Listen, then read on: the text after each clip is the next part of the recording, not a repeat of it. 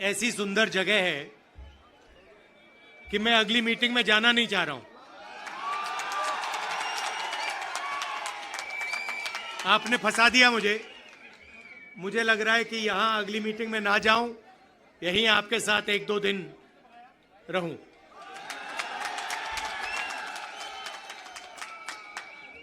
आप सबका यहां दिल से स्वागत करता हूं।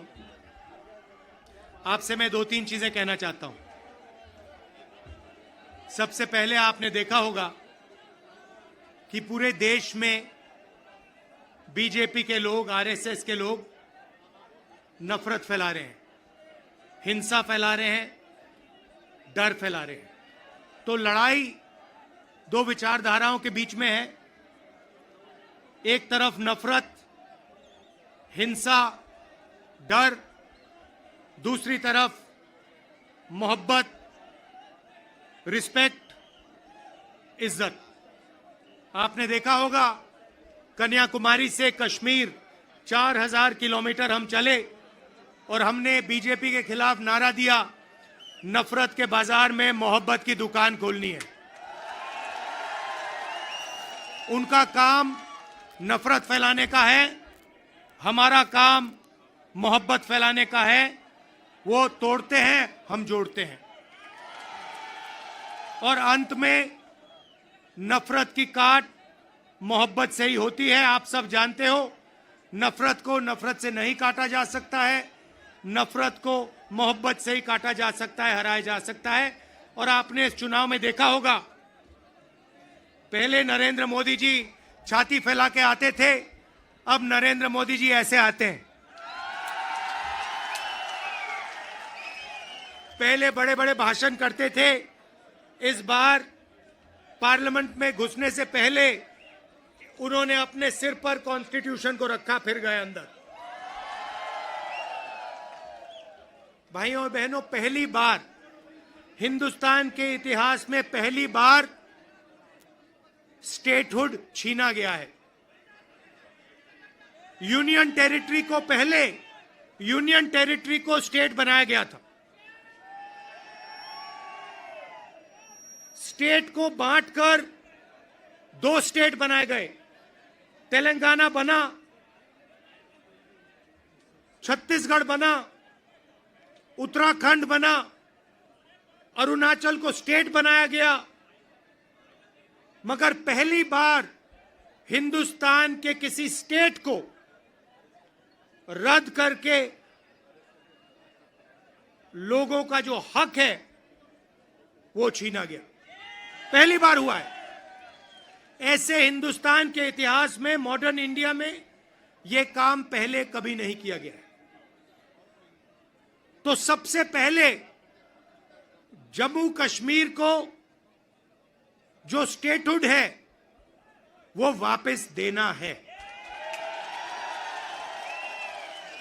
क्योंकि आपका सिर्फ स्टेट नहीं छीना गया, आपके अधिकार, आपका धन, सारा का सारा आपसे छीना जा रहा है। 1947 में हमने राजाओं को हटाकर लोकतांत्रिक सरकार बनाई, हमने देश को कॉन्स्टिट्यूशन दिया। आज जम्मू कश्मीर में राजा बैठा हुआ है, उसका नाम एलजी है, मगर वो है राजा। और जो आपका धन है आपसे छीना जा रहा है, बाहर के लोगों को दिया जा रहा है, चाहे वो आपके कॉन्ट्रैक्ट्स हो, सारा का सारा फायदा बाहर के लोगों को मिल रहा है और जम्मू कश्मीर के लोगों से छीना जा रहा है। तो हमारा पहला कदम जम्मू कश्मीर को स्टेटहुड वापस देने का होगा। हम चाहते थे कि चुनाव से पहले आपको स्टेटहुड मिले और स्टेट बनने के बाद चुनाव हो। बीजेपी ये नहीं चाहती है और उन्होंने कहा है कि पहले चुनाव होगा और उसके बाद स्टेटहुड की बात होगी। और हम कह रहे हैं कुछ भी होगा, जम्मू कश्मीर के लोगों को स्टेटहुड हम दिलवाएंगे। बीजेपी चाहे ना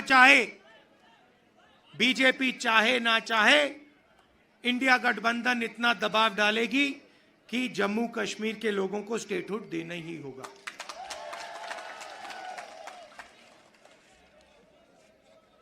यहां पे हम सब जानते हैं कि बिजली के प्रोजेक्ट्स बनाए जा रहे हैं, मगर सच्चाई है कि बिजली के प्रोजेक्ट्स का फायदा आपको नहीं मिलता है। कहा गया है कि प्रोजेक्ट के 5 किलोमीटर रेडियस में आप लोगों को बिजली मिलेगी, फ्री में बिजली मिलेगी, मगर वो नहीं हो रहा है। और बिजली के प्रोजेक्ट्स का फायदा आप लोगों को मिलना चाहिए। स्टेटहुड मिलेगा, चुनाव में हम जीतेंगे तो ये काम हम आपके लिए करके देंगे।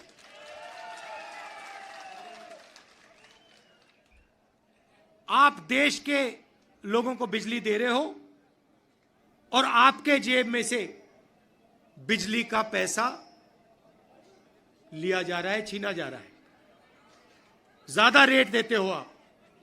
ये अन्याय है, इसको हम ठीक करेंगे।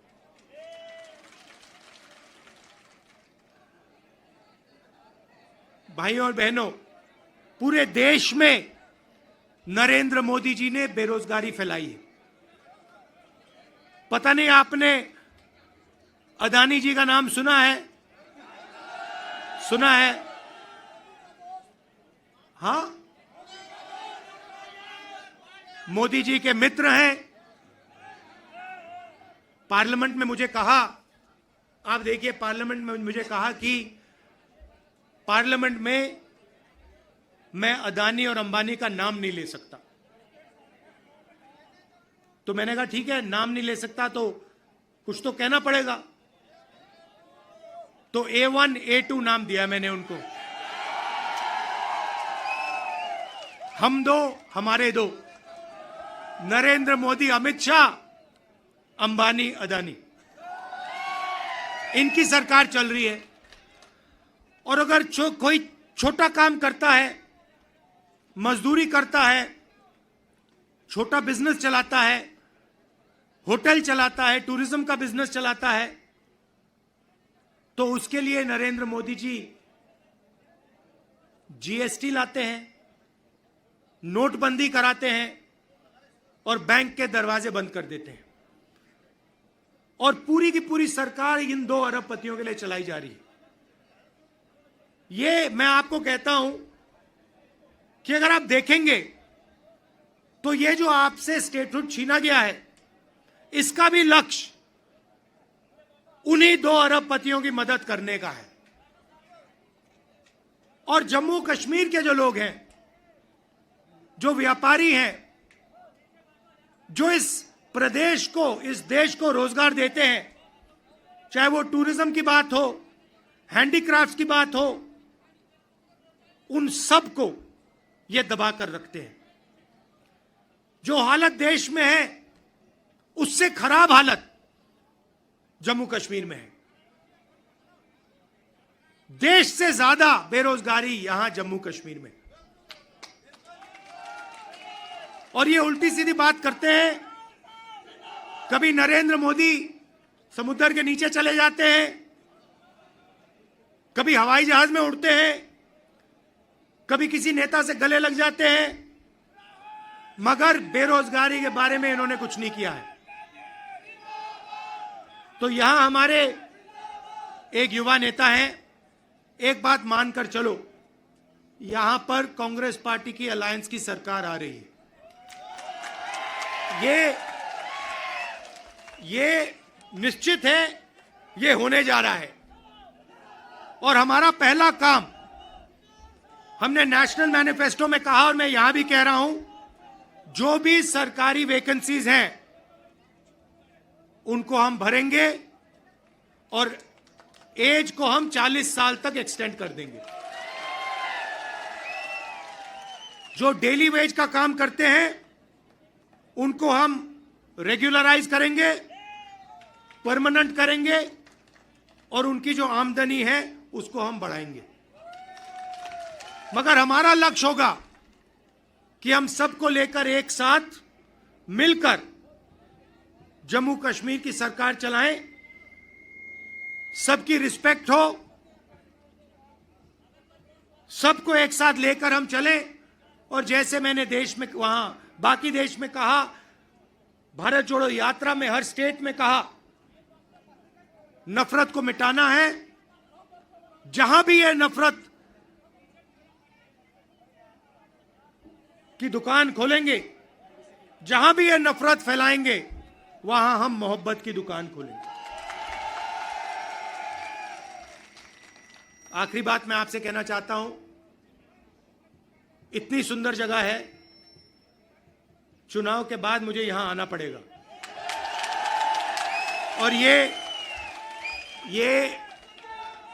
जो आपने वकार जी कर्रा साहब, ये आपने जो मेरा 45 मिनट का प्रोग्राम यहां बनाया है, यह आपने मुझे ठग लिया। यहां पे कम से कम 1 दिन, 2 दिन, 3 दिन का प्रोग्राम बनना चाहिए। मुझे ऐसी जगह देखने को नहीं मिलती है। ऐसे प्यारे लोग कम से कम यहां मुझे 2-3 दिन के लिए लाइए और यहां घुमाइए।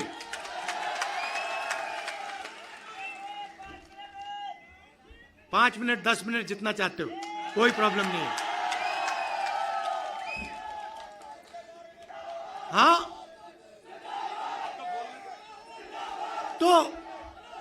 तो आपने देखा होगा, पहले कहा कि नरेंद्र मोदी को, बीजेपी को कोई हरा नहीं सकता।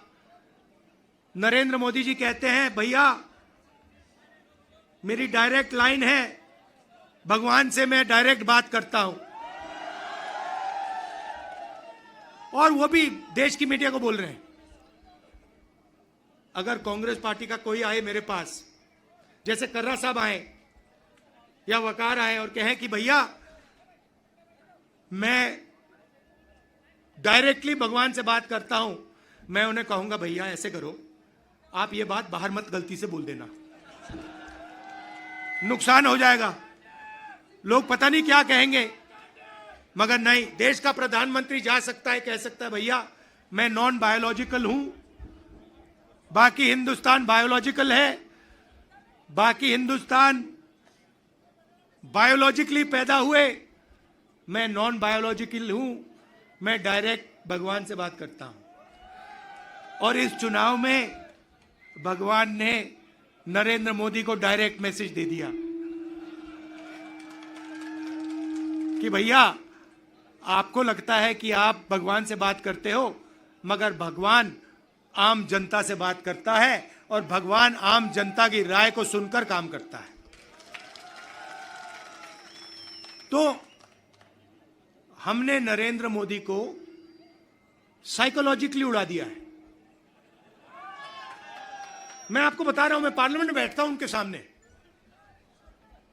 पार्लियामेंट में बैठता हूं, पूरी कॉन्फिडेंस गायब हो गई उनकी। इंडिया गठबंधन खड़ा हो गया, एक साथ मिलकर हम लड़े, पूरी की पूरी कॉन्फिडेंस हिंदुस्तान के प्रधानमंत्री की गायब हो गई है। आप मुझे बताओ, आप देखो, उन्होंने पहले कहा कि जाति जनगणना नहीं होगा, हमने कहा जाति जनगणना होगा। अब आरएसएस के लोग कह रहे हैं भैया जाति जनगणना सही बात है। फिर वो उन्होंने कहा कि हम लैटरल एंट्री से बाहर के लोगों को सरकार में लाना चाहते हैं। हमने कहा ऐसे नहीं होगा। पार्लियामेंट में बात उठाई, थोड़ा सा दबाव डाला, बीजेपी के लोग कहते हैं नहीं भैया लैटरल एंट्री नहीं होगी। तो अब एक बात समझ लो, अब नरेंद्र मोदी हिंदुस्तान की जनता से डरते हैं और अब बस थोड़ा सा समय बचा है, नरेंद्र मोदी, बीजेपी, इनको हम सरकार से हटा देंगे।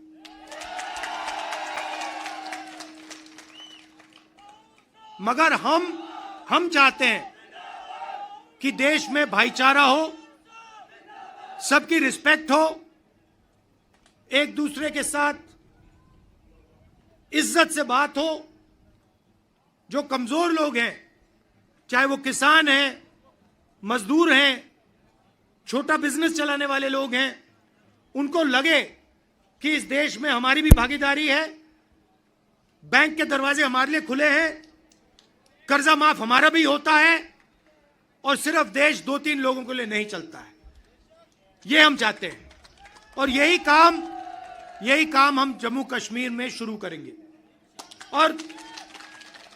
और कुछ ही समय में आप देख लेना, यहां पे ये आप वकार जी यहां पे चुनकर जाएंगे, आप जिताओगे इनको, हमारी सरकार बनेगी और ये आपके लिए पूरे दिल से दम लगाकर आपके लिए काम करेंगे।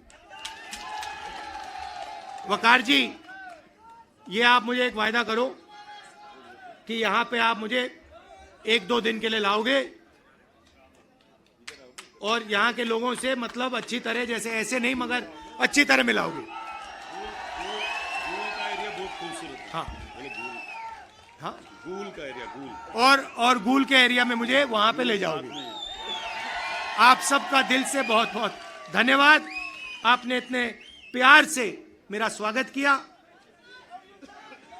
धन्यवाद, नमस्कार, जय हिंद, शुक्रिया। शुक्रिया।